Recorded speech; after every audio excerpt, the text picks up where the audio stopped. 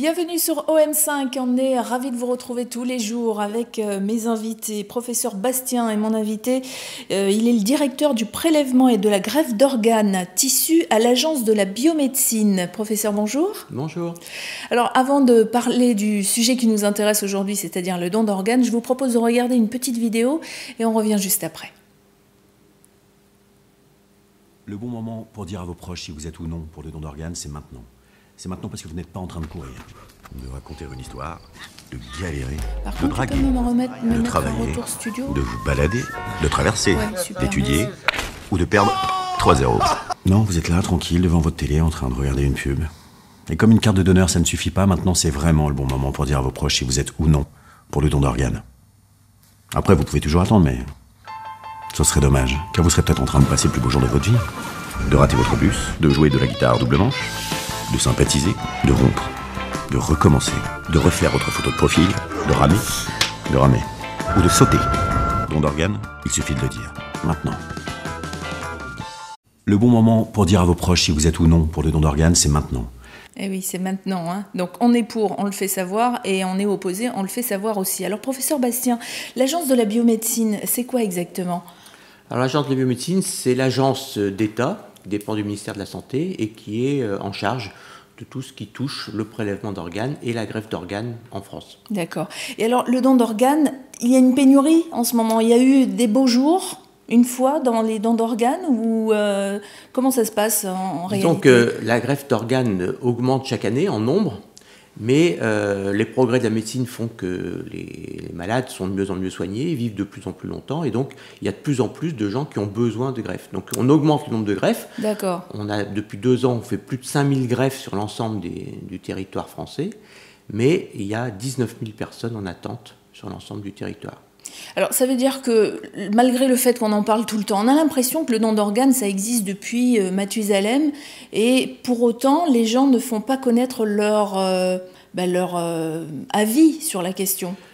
Ils n'y pensent pas tant qu'ils ne sont pas malades et le problème c'est qu'on a 4 fois plus de chances d'avoir besoin d'un organe que de chances de donner un organe.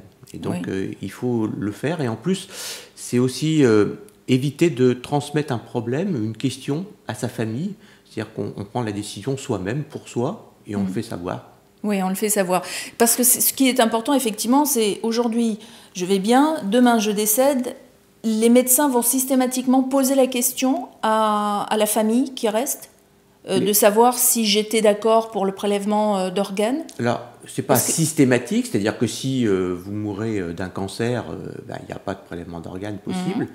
Mais dans les autres situations, accident, hémorragie cérébrale, oui, on va poser la question et on va en même temps vérifier, puisqu'on est sous la loi du consentement présumé, on va vérifier avant de poser la question si vous êtes inscrit sur le registre du refus.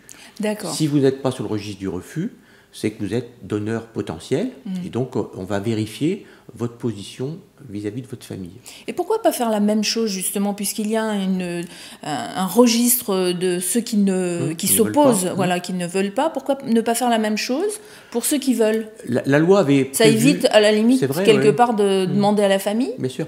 Disons que ça existe dans certains pays et dans tous les pays où ça existe, c'est plus compliqué. Et donc ça marche moins bien. Et donc, c'est la raison pour laquelle le législateur, à l'époque, avant la simplification dont on parle actuellement, avait cherché à faire quelque chose de très simple. C'est-à-dire que si on n'est pas contre, ça veut dire qu'on potentiellement on est pour. Oui. Voilà.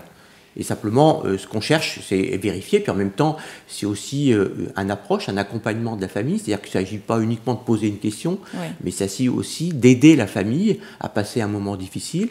Et si on peut les aider dans toutes les formalités après le décès, dans l'accompagnement psychologique et aussi, c'est aussi partie du rôle des coordinations hospitalières. Pour les dons d'organes, est-ce qu'il y a un âge limite ? Il n'y a pas réellement d'âge. L'âge physiologique, on peut très bien donner un rein ou ces 2 reins après 70 ans, il n'y a aucun problème. Il y a des gens qui sont prélevés à 85 ans.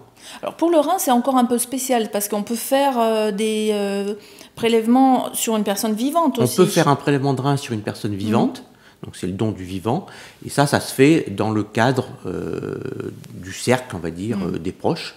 Hein. Donc par exemple, je veux donner un rein à ma sœur ou à mon père ou à ma mère qui est malade. Voilà, ou à votre mari aussi, si vous avez le droit aussi. Mais alors là, c'est pareil. Alors, est-ce qu'on est forcément compatible? Donc, comment savoir tout ça? Là, c'est le médecin. Enfin, déjà, il faut être volontaire. Oui. Ensuite, il faut avoir un lien effectivement familial ou un proche, on va dire. Et ensuite, effectivement, il faut être compatible et n'avoir aucun problème de santé soi-même. D'accord. Problème de santé, c'est quoi? Par exemple, des problèmes de santé graves? Je veux dire, si j'ai un rhume, ça passe? Ah, mais bien sûr, si c'est une maladie banale, on va dire, il n'y a aucun problème. Une maladie grave, c'est-à-dire si par exemple vous avez un diabète sévère avec de l'insuline, là, effectivement, vous ne pouvez pas donner un rein à votre proche. Ni aucun organe en cas de décès? Ah bah, on prélève que c'est essentiellement la greffe du vivant. D'accord. C'est. Mais pour revenir aux dents d'organes normales, si j'ai le diabète et que je décède, est-ce que Ça dépend du type de diabète. Ça, D'accord. c'est les médecins qui décident. On fait des examens de sang, si vous voulez, et on va détecter si le rein est fragilisé par cette maladie ou s'il ne l'est pas. D'accord. Voilà. C'est ce qu'on appelle les critères élargis, c'est-à-dire qu'effectivement, il y a des fois où quelqu'un aura eu de l'hypertension, par exemple, et le rein est quand même... voilà, il a peut-être un petit peu souffert de l'hypertension, mais il a été évalué, il a eu une échographie, des examens biologiques, etc. Il est évalué, il est bien, on va dire, et donc il peut être utilisé pour faire... Après, il y a toute une chaîne qui se met en marche. Hein. À partir du décès de quelqu'un, on définit si effectivement il peut être apte au prélèvement d'organes, on va dire ça comme ça. On vérifie, si vous voulez, la qualification, ce qu'on appelle sur le plan médical, c'est à la fois la sécurité sanitaire, vérifier qu'il n'y a aucune maladie transmissible, puis, bien sûr, la qualité du greffon en termes de récupération, puisque derrière, c'est pour redonner la vie à quelqu'un qui en a besoin. Entre le décès d'une personne et la greffe réelle, il peut se passer combien de temps? Alors, ça dépend des organes. Pour un rein, ça peut atteindre jusqu'à 24 heures. Puisque le rein, l'organe qui est prélevé est ensuite conservé. Alors autrefois, on le conservait essentiellement dans de la glace, un peu comme on refroidissait, on va dire. Mais il y a des liquides qui permettent de conserver plus longtemps. Donc les reins sont rincés, si vous voulez, avec un liquide particulier. Et maintenant, il y a une sorte d'incubateur, un peu comme des couveuses, si vous voulez, à organes, des machines de reperfusion qui permettent de conserver plus longtemps, dans de meilleures conditions, les organes qui sont rincés en continu, si vous voulez, par un système de pompe. Plus longtemps, ça veut dire jusqu'à plus de 24 heures. Plus de 24 heures. Ça, c'est énorme en termes de conservation de c'est important en particulier pour l'outre-mer parce que ça permet de faire venir des reins de métropole et dans les deux sens. D'accord. Alors, on va y revenir justement sur le sujet de l'outre-mer. Quand on donne ces organes, en fait, on s'y prend comment? Est-ce que, par exemple, de mon vivant, je peux choisir les organes que l'on va prélever sur mon corps? On peut tout à fait s'opposer à un prélèvement, je sais pas, on est contre le poumon, on dit je veux pas donner mes poumons. Bon, voilà. On a le droit, effectivement, il suffit de le faire connaître à sa famille et de le dire clairement, quoi. Est-ce que le fait, par exemple, d'en parler à mon médecin, ça peut aussi servir à la famille? Ça peut aussi servir à la famille, ça peut aussi permettre d'avoir quelques explications complémentaires si on n'a pas compris certaines choses. Où ça permet également, enfin, tous les témoignages sont bons, si vous voulez. Donc, ce qui se passe également souvent dans cette information, ce recueil de l'information, c'est que les familles parfois sont recomposées et que donc la position n'est pas unique parce que certaines disent ah, moi il m'a dit ça, mais l'autre ah ben t'es sûr, moi je suis pas sûr complètement. Donc c'est pour ça que le plus simple, c'est de le dire clairement et puis de ne pas attendre un moment dramatique pour en parler, quoi. Tout à fait. Et on le dit, alors par exemple, tout à l'heure on disait on est pour, on le fait savoir, on est opposé, on le fait savoir, et on le fait savoir où? On va sur le site Don d'Organes, c'est ça? Le site Don d'Organes, c'est un site d'information, c'est pas un site d'enregistrement. Ah, donc c'est un autre endroit où on s'enregistre. Si on veut s'inscrire sur le registre du refus, eh bien il faut s'adresser. Soit effectivement on peut charger un formulaire sur le site de l'Agence de la biomédecine, soit on peut s'adresser à la mairie qui vous fourniront les papiers. Ah d'accord, la mairie de... Oui, ils vous donneront les renseignements pour s'inscrire. Et ça peut se faire également par courrier, à envoyer une lettre. Et on l'envoie toujours à l'agence de la biomédecine. Absolument. D'accord. Donc, alors moi je vais vous donner, puisqu'on en parle, le site, www.dondorganes.fr. La page Facebook, c'est Don d'organes, je le dis. Là, il y a aussi les liens si vous êtes opposé aux dons d'organes. Il y a un numéro vert qui existe, c'est le 0800 20 22 24. On vous le redonnera, bien sûr, rassurez-vous. Puisque vous avez évoqué le don d'organes en Outre-mer, comment ça fonctionne? Il n'y a pas tous les Outre-mer qui proposent ce service. Alors, si actuellement tous les l'outre-mer le proposent, puisque la Guyane a commencé cette année, en 2014, pour la première fois, et donc la Réunion, les Antilles, la Polynésie. Ah oui, d'accord. Mais la Polynésie fait aussi des greffes d'organes sur personnes décédées, enfin des prélèvements, ou c'est uniquement pour les reins, donc sur donneurs vivants? Non, les deux sont faits en Polynésie. Les deux sont faits, d'accord. Depuis également 2014. Donc c'est une très bonne année 2014. Ah bah oui, parce que j'étais pas au courant. J'étais au courant effectivement pour les greffes de reins, mais je savais pas qu'on pouvait le faire sur les autres organes. Et alors quel type? Non, il y a actuellement en Polynésie, il ne se fait que la greffe de reins, mais ça se fait également après prélèvement sur personnes décédées, pas uniquement donneurs vivants. Donneurs vivants et sur personnes décédées. Et alors quels autres types d'organes peuvent être prélevés en Outre-mer? Alors actuellement en Outre-mer, c'est essentiellement les reins. Uniquement le rein. Il y a deux demandes pour pouvoir développer des greffes cardiaques. À La Réunion, où je vais aller à la fin du mois de février, et également un projet également pour la Martinique.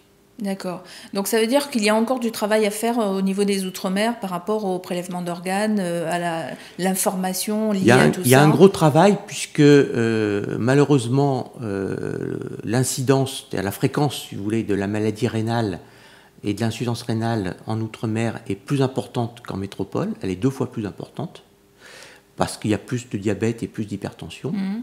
Et donc il y a, on va dire, proportionnellement au nombre d'habitants, il y aurait besoin de 2 fois plus de greffes de reins par habitant, par millier d'habitants, qu'en métropole. Et donc actuellement, les besoins ne sont pas couverts, bien sûr. Oui. Et donc il faut faire des échanges entre la métropole et le... Ça veut dire qu'aujourd'hui, par exemple, je suis en Guadeloupe, je ne peux pas trouver facilement, on va dire ça comme ça, un organe en Guadeloupe. Donc c'est quelqu'un qui va donner son rein, par exemple, en métropole, et ensuite il sera acheminé jusqu'à la Guadeloupe. L'année dernière, pour être très précis sur les chiffres, il y a eu 10 prélèvements de reins à la Guadeloupe, ce qui permet d'avoir 20 greffes de reins, puisqu'il y a 2 reins. Et en fait, il y en a eu 33, c'est-à-dire que le reste, c'est des reins qui sont venus de la métropole. D'accord. Mais en fait, les besoins, on pourrait les estimer, enfin, l'objectif pour la Guadeloupe, ça serait d'arriver à 50. Oui. Donc, vous voyez, il y a encore du travail. Donc, qu'est-ce qu'on peut dire aux gens qui ne se sont pas encore fait connaître sur leurs intentions de donner ou pas leurs organes de leur vivant? Comme dirait Gilles Lelouch, dites-le maintenant. Oui, dites-le maintenant. Hein. Réfléchissez à ça. Pensez que c'est pour vos voisins, pour vos amis, pour vos enfants, pour vos parents. Enfin, c'est pour le cercle des gens que vous connaissez. En plus... Souvent, les gens se connaissent plus, comme en Polynésie, où on en parlait un petit peu avant. Les gens se connaissent, savent la fréquence de la maladie rénale en Polynésie, qui est également très élevée. On le sait, mais comme vous le disiez aussi tout à l'heure, on ne s'en rend pas compte tant qu'on n'est pas touché personnellement. Bien sûr. Quand on a quelqu'un de malade à côté de soi, on se dit « Ah ben oui, tiens, je pourrais le dire ». Mais on n'y pense pas avant. Ce qu'on ne se rend pas compte, c'est que la dialyse, si vous voulez, permet de vivre, effectivement, sans greffe de rein. Mais la qualité de vie n'a rien à voir. Elle est nettement moins bonne. Et on pense souvent qualité de vie, mais on ne se rend pas compte qu'en dialyse, on vit aussi moins longtemps qu'avec une greffe de rein. Oui, puis la dialyse, c'est lourd. C'est très contraignant. Oui. Et donc, si on est dans une île où il n'y a pas le centre de dialyse, il faut se déplacer sans arrêt, etc. Enfin, il y a des contraintes qui sont beaucoup plus importantes qu'avec la greffe. Donc, le site, on vous le redonne, www.dondorganes.fr, la page Facebook Don d'organes, je le dis. Donc, on le redit encore une fois, vous êtes pour le prélèvement d'organes sur votre corps, vous le dites à vos proches, vous le dites à votre médecin.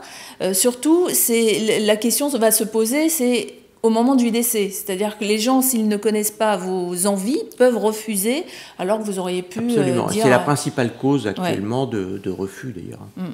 Juste une question. Par exemple, quelqu'un qui a l'hépatite ou... enfin, qui a l'hépatite, qui a... contracté, qui a eu une hépatite ou certaines maladies comme ça où il y a les cicatrices de ces maladies dans le sang, est-ce qu'ils peuvent quand même donner si elle est guérie, il y a des critères médicaux, si vous voulez. Si elle est guérie, ça peut se faire. Si elle n'est pas complètement guérie, ça n'est pas possible pour certains receveurs. Par contre, il existe également des receveurs qui eux-mêmes ont eu une hépatite ou qui sont en cours de traitement.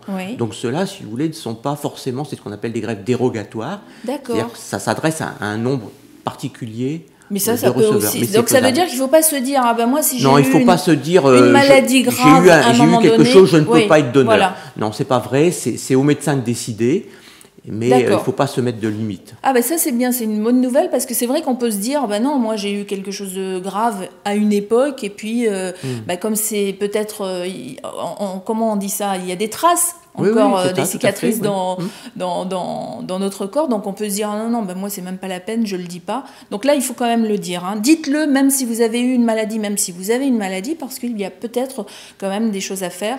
Donc qu'est-ce que on va terminer, mais qu'est-ce que vous pourriez dire encore pour les gens qui hésitent?